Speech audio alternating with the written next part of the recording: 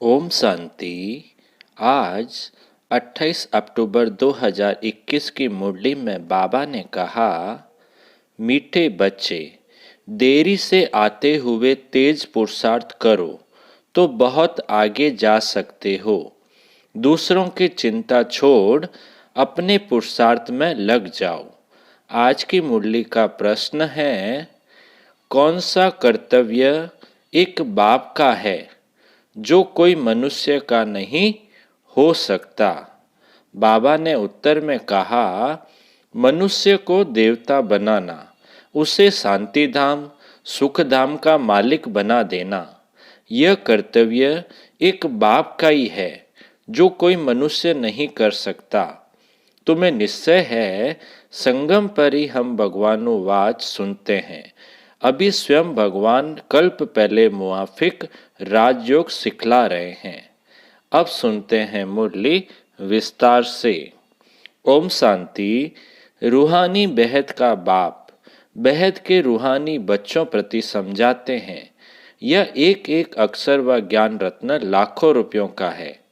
बाप ने समझाया है, परमात्मा को रूप बसंत भी कहते हैं। उनका रूप भी है, नाम शिव बाबा है। वह ज्ञान का सागर है, जिस ज्ञान से सद्गति होती है। ज्ञान धन भी है, ज्ञान पढ़ाई भी है।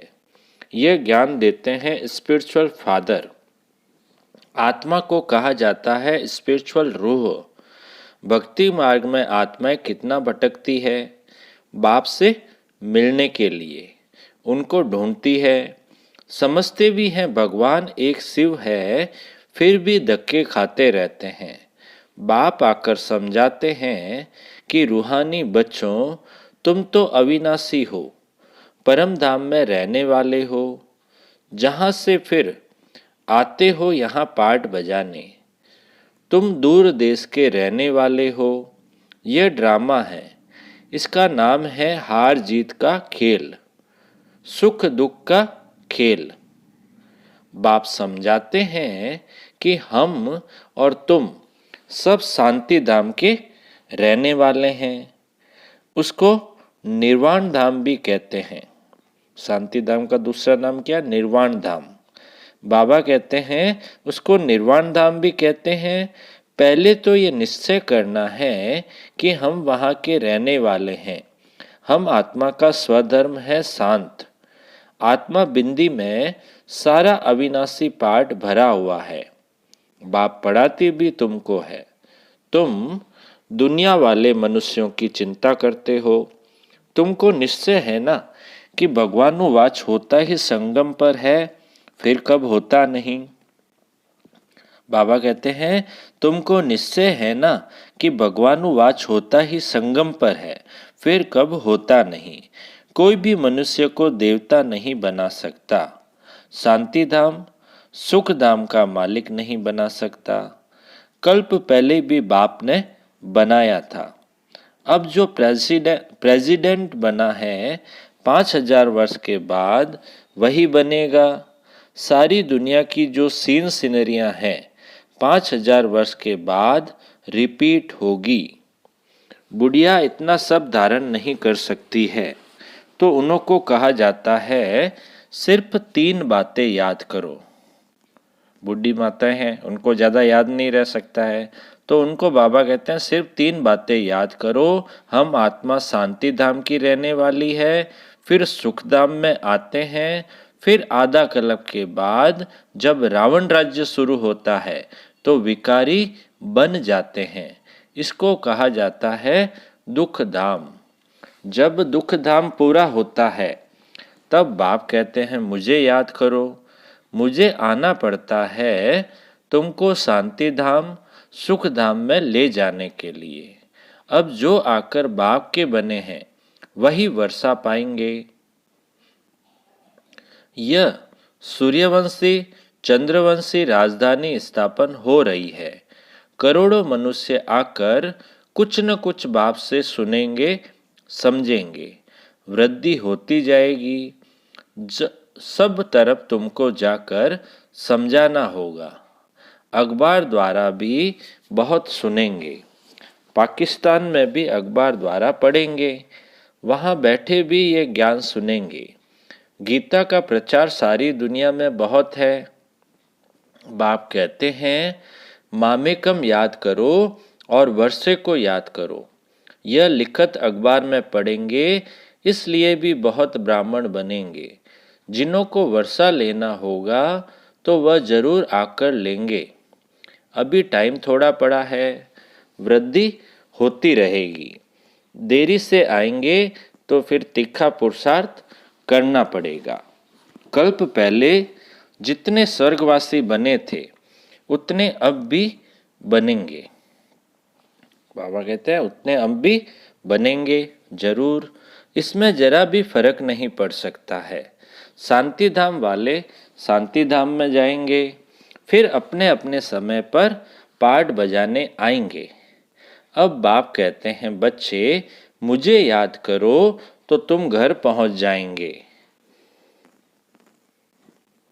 सन्यासी मुक्ति के लिए माथा मारते हैं, इसलिए सबको कहते हैं मुक्ति ही ठीक है।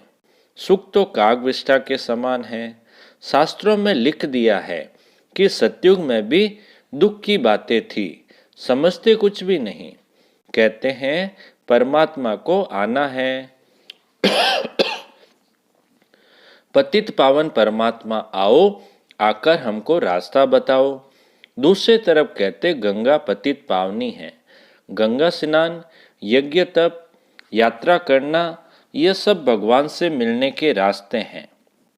जबकि बुलाते हो परमात्मा को, फिर धक्के क्यों खाते हो?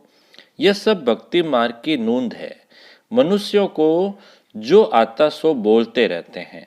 कितनी मेहनत करते हैं परमात्मा से मिलने के लिए। अब भगवान से मिलने भगत जाएंगे या भगवान को यहाँ आना पड़ेगा। पतित आत्मा को तो जा न सके, बाप आते हैं ले जाने के लिए। सभी आत्माओं का पंडा एक ही है।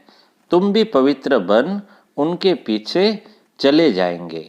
साजन तुमको ज्ञान रत्नों से श्रृंगारते हैं, महाराजा महारानी बनाने। बाकी कृष्ण के लिए दिखाते हैं फलाने को भगाया, पटरानी बनाया। ये बातें लगती नहीं है। तुम बच्चे जानते हो हम स्वर्ग की महारानी बनेंगे। तुम ही स्वर्गवासी थे, अब बाप फिर बनाने आया है। 84 जन्मों की बात है। 84 लाख जन्म को याद कर न सके। सत्युग को लाखों वर्ष दे दिए हैं, त्रेता को कम दिए हैं। यह तो हिसाब ही नहीं बनता। बाप कितना सहज कर बताते हैं कि सिर्फ 2 बातें याद करनी है, अल्फ और बे, तो तुम पवित्र भी बनेंगे, उड़ भी सकेंगे और ऊंच पद भी पाएंगे। तो यह औना रखना चाहिए कि कैसे भी करके बाप को याद करना है। माया के तूफान भी आएंगे, परंतु हार नहीं खाना। भले कोई क्रोध भी करे, परंतु तुम नहीं बोलो। सन्यासी भी कहते हैं मुख में ताबीज डाल दो, तो वह बोल बोल कर चुप हो जाएगा। बाप भी कहते हैं कोई क्रोध से बोले तो तुम शांत होकर देखते रहो। कोई भी हालत में तुम्हें शिव बाबा को याद करना है। बाबा की याद से ही वर्षा भी याद आएगा।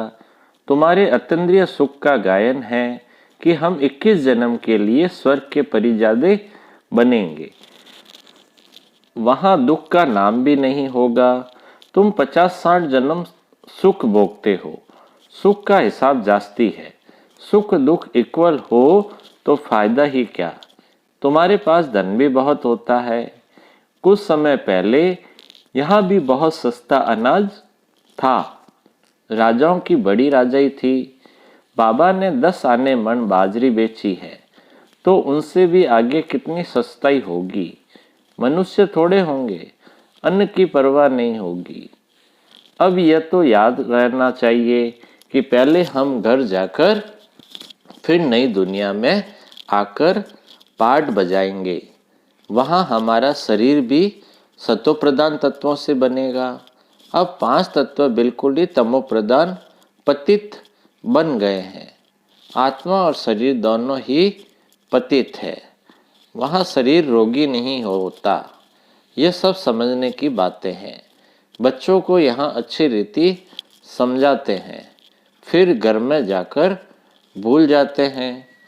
यहाँ बादल भरकर कितना खुश होते हैं, बाहर जाने से भूल जाते हैं।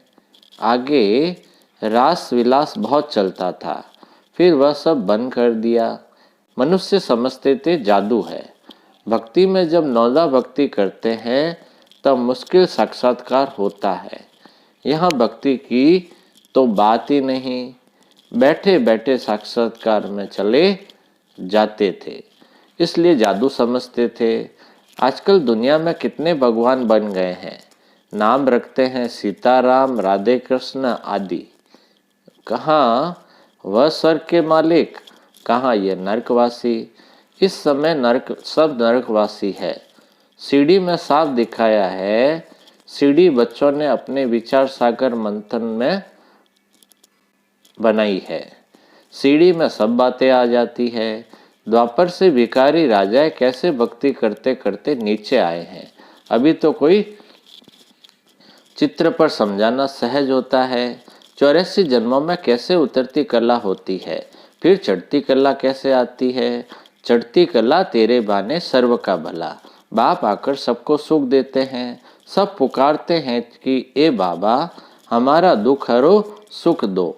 परंतु कैसे दुख हरते हैं, सुख कैसे मिलता है, ये किसको मालूम नहीं। आजकल मनुष्य गीता कंठ कर सुनाते हैं, नटशेल में अर्थ समझा देते हैं, संस्कृत में श्लोक कंठ करके सुनाते हैं, तो कह देते यह महात्मा अच्छा है। लाखों मनुष्य जाकर पांव पड़ते हैं। उस पढ़ाई में अर्थात लौकिक पढ़ाई में तो 15-20 वर्ष लग जाते हैं। उनमें कोई बुद्धिवान होते हैं तो झट श्लोक आदि कंठ कर सुनाने लगते हैं, तो उनके पास ढेर पैसे इकट्ठे हो जाते हैं। यह सब कमाई के रास्ते हैं। जब कोई देवाला मारता है तो भी जाकर संन्यास धारण करता है, तो सब चिंताएं दूर हो जाती है। फिर कुछ न कुछ मंत्र जंत्र याद कर लेते हैं, चक्र लगाते रहते हैं। ट्रेन में भी चक्र लगाते रहते हैं। यहाँ तो बाप कहते हैं कि अपने को आत्मा समझ, बाप को याद करो। बाप और आत्मा सब निराकारी दुनिया में रहती है, वहाँ से साकारी दुनिया में आते हैं पाठ बजाने। अब नाटक पूरा होता है। तुम तमो प्रधान होने के कारण वापिस जा नहीं सकते। अब बाबा आया है तुमको सतो प्रधान बनाने। अभी अपने घर जाएंगे। बाकी स्वर्ग में सिर्फ देवी देवताओं का राज्य होगा, शांति धाम, सुख धाम, दुख धाम। कब कब था यह भी किसकी बुद्धि में नहीं आएगा, क्योंकि घोर अंधियारे में है। समझते हैं कलयुग का अंत अजून इतने हजार वर्षों के बाद होगा, कोई हिसाब ही नहीं है। मनुष्य बढ़ते जाते हैं, अन्न मिलता नहीं। 40,000 वर्ष अभी और हो तो पता नहीं क्या हो जाए। जो बोलते हैं वह बिल्कुल ही झूठ, सच की रति भी नहीं। अब बाप सिखलाते हैं रावण पर कैसे विजय पानी है। रावण पर जीत तुम ही पाते हो। सारी दुनिया को रावण से छुड़ा देते हैं। दूसरी भक्ति शक्ति सेना, तुम्हारी शक्ति सेना, तुम भारत को स्वर्ग बना रहे हो। कितनी अच्छी अच्छी बातें समझाते हैं। फिर तुमको बाप और वर्षे को याद कर कितना खुश रहना चाहिए। ज्ञान मार्ग में खुशी बहुत होती है। अभी बाबा आया हुआ है। अभी हम इस पुरानी दुनिया से गए कि गए। बाबा को याद करने से सतो प्रधान बनेंगे, नहीं तो सजाएं खानी पड़ेगी। फिर करके रोटी टुकड़ा मिलेगा, इससे क्या फायदा। जितना हो सके अपना पुरुषार्थ करना है, श्रीमत पर चलना है, कदम कदम पर बाबा से राय लेनी है। कोई कहते हैं बाबा धंधे में झूठ बोलना पड़ता है। बाप कहते हैं धंधे में तो झूठ होता ही है, तुम बाबा को याद करते रहो। ऐसे नहीं विकार में जाकर फिर कहो मैं बाबा की याद में था। नहीं, विकार में गए तो मरे। यह तो बाप के साथ प्रतिज्ञा की है ना। पवित्रता के लिए ही राखी बांधी जाती है, क्रोध के लिए कब राखी नहीं बांधी जाती। राखी बंधन का मतलब ही है कि विकार में नहीं जाना। मनुष्य कहते हैं पतित पावन आओ। तुम बच्चों के अंदर में खुशी बहुत होनी चाहिए। बाबा हमको पढ़ा रहे हैं, फिर बाबा साथ ले जाएंगे, वहां से स्वर्ग में चले जाएंगे। जितना हो सके सवेरे उठकर बाबा को याद करना है। याद करना गोया कमाई करना, इसमें आशीर्वाद क्या करेंगे। ऐसे थोड़ी कहना है आप आशीर्वाद करो तो हम याद करें। जब सब पर आशीर्वाद करें तो सब स्वर्ग में चले जाएं। यहाँ तो मेहनत करनी है, जितना हो सके बाबा को याद करना है। बाबा माना वर्षा, जितना याद करेंगे उतना राजाई मिलेगी। याद से बहुत फायदा है। सस्ता सौदा है, ऐसा कोई सस्ता सौदा दे न सके। यह भी कोई बिल्ला ही लेते हैं। अच्छा अच्छा बाप दादा बोले, मीठे मीठे सिकिल दे बच्चों प्रति माता पिता बाप दादा का याद प्यार और गुड मॉर्निंग। रूहानी बाप की रूहानी बच्चों को नमस्ते। हम रूहानी बच्चों की रूहानी बाप दादा को याद प्यार, गुड मॉर्निंग और नमस्ते नमस्ते नमस्ते। सदा रहेंगे हंसते हंसते, बन जाएंगे फरिश्ते। वाह बाबा वाह, वाह मेरा भाग्य। अब पूरी मुरली में से धारणा के लिए जो मुख्य सार है, पहला,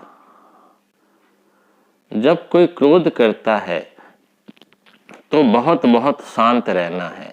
क्रोधी के साथ क्रोधी नहीं बन जाना है। माया के किसी भी तूफान से हारना नहीं है। दूसरा पॉइंट है धारणा का, सवेरे सवेरे बाप को याद करना है, अपनी कमाई जमा करनी है, पवित्रता की पक्की राखी बांधनी है। अब मीठे बाबा का मीठा मधुर वरदान है, हर कर्म करते हुए कमल आसन पर विराजमान रहने वाले सहज व निरंतर योगी भव।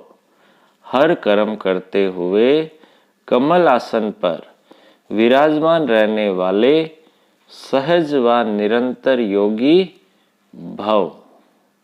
विस्तार है वरदान का, निरंतर योग युक्त रहने के लिए कमल पुष्प के आसन पर सदा विराजमान रहो। लेकिन कमल आसन पर वही स्थित रह सकते हैं जो लाइट है। किसी भी प्रकार का बोझ अर्थात बंधन न हो। मन के संकल्पों का बोझ, संस्कारों का बोझ, दुनिया के विनाशी चीजों की आकर्षण का बोझ, लौकिक संबंधियों की ममता का बोझ। जब ये सब बोझ खत्म हो तब कमल आसन पर विराजमान निरंतर योगी बन सकेंगे। स्लोगन है आज का, सहनशीलता का गुण धारण कर लो तो असत्यता का सहारा नहीं लेना पड़ेगा। सहनशीलता का गुण धारण कर लो तो असत्यता का सहारा नहीं लेना पड़ेगा। अच्छा, ओम शांति।